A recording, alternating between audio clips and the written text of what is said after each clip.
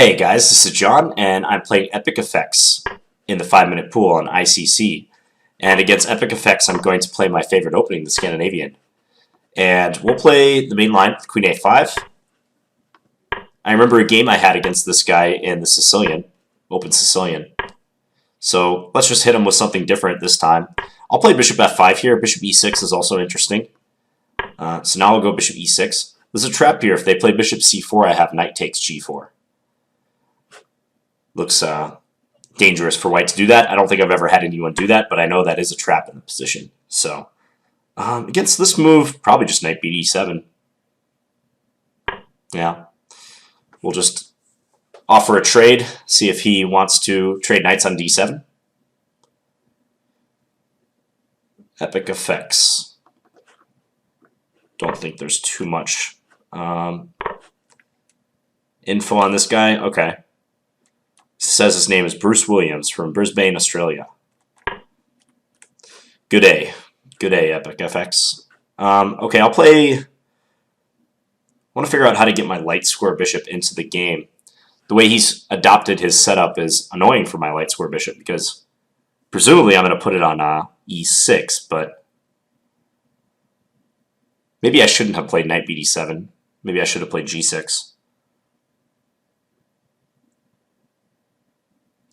Not quite sure. I'm going to play E6. This is very bad for my light square bishop's health, but I think it's okay in this position. I don't see a huge issue with it. And then I'll go here. Wow, just like that, he offers to sacrifice the pawn on C3. I'm not going to take it. I'm just going to castle. Giving him a chance to move his knight, but I think if I had taken and then grabbed on C3, he might have been able to play Bishop D6 and prevented me from castling. I was concerned about that.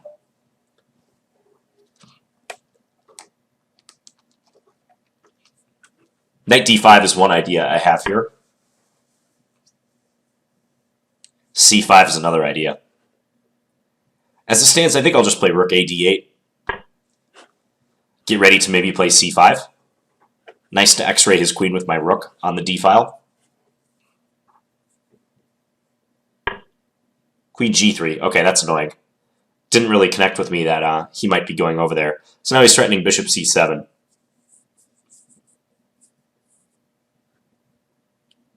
I could adjust by playing Rook C8. Queen A6 is another move. Yeah, maybe Queen A6. I'll do that. Looks a little awkward for my queen to be here, though. I wonder if he could move this rook and then play Bishop F1.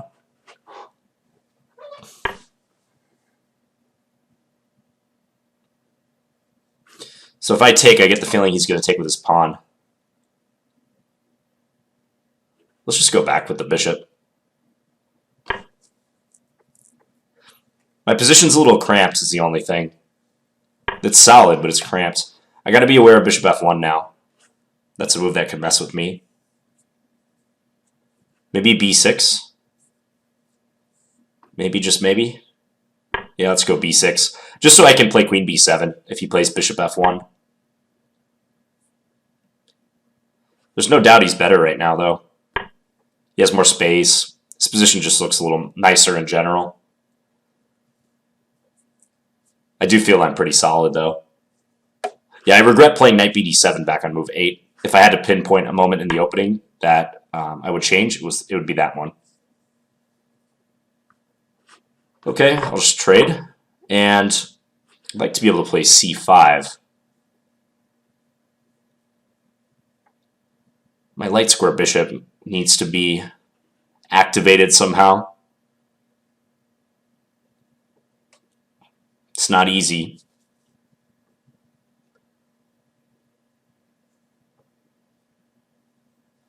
I need a decent way to unravel. About Queen B5. Queen B5 looks like it could be a bit annoying for him. So let's take a flyer on that move. I'm just threatening B2. My thinking is if he plays B3, well, I might be able to take on A3. So he may not be willing to do that. Well, he's daring me to. It's certainly the principled move to play that. So if I take on a3, what tricks does he have? Bishop d3?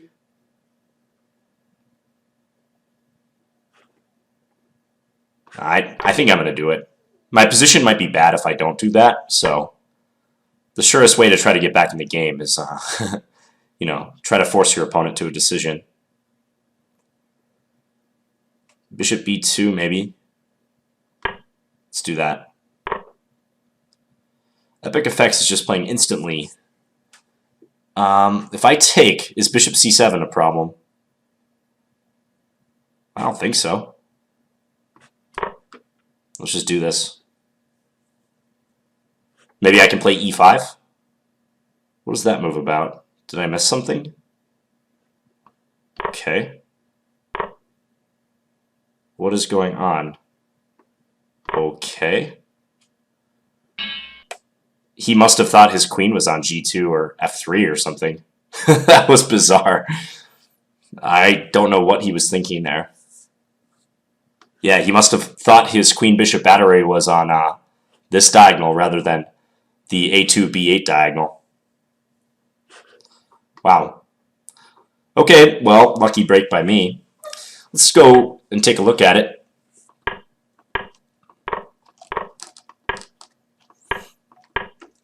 One of the more strange conclusions I've had to a game recently.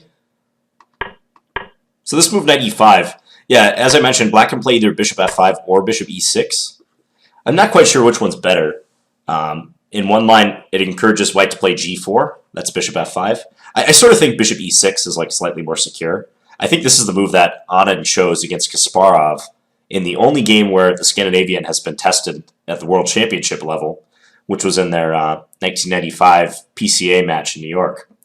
And Anand surprised him with the Scandinavian and played this move, bishop e6. So bishop f5 is interesting, though. It's a little more provocative. And then g4 and put the bishop back here. So the quote-unquote trap that I mentioned is if they go bishop c4, trying to trade bishops and get the knight to c4, then black has this amusing move.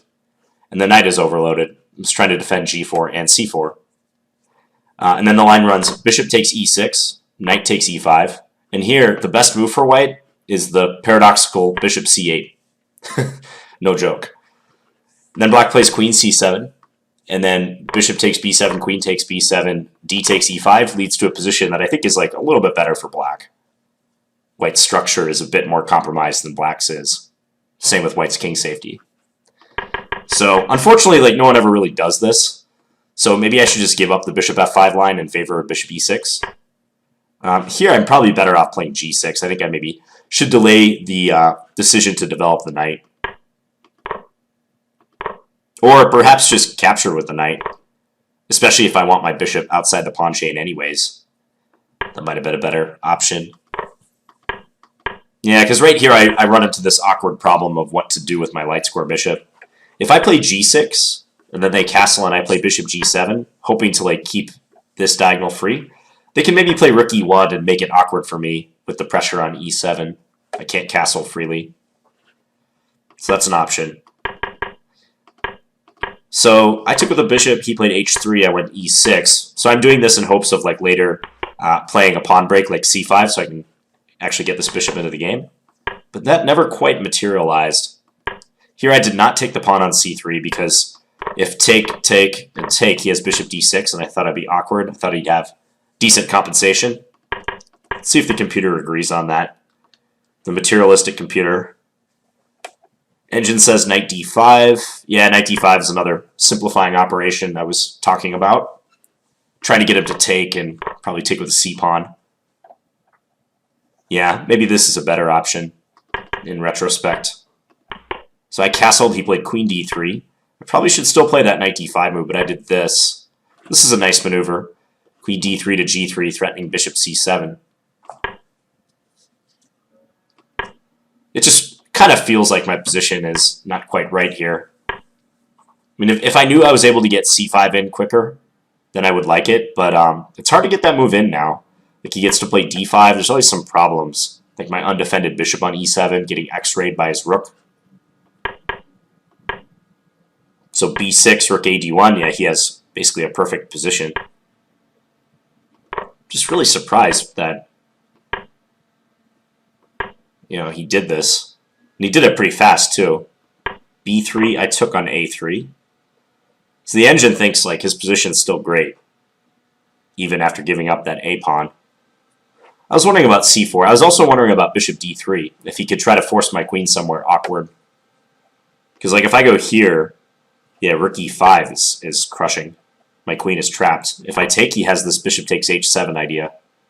Discovered attack on my queen. So I had to be careful. Like I'd have to choose between B4 and A5. And A5 might just get pinned with rook A1. So I was planning to go queen B4, but I'm not happy about that very poor queen-bishop battery. That's a battery to nowhere. So instead, though, he played rook A1, and I got bishop B2 in. Oh, okay, rook A4.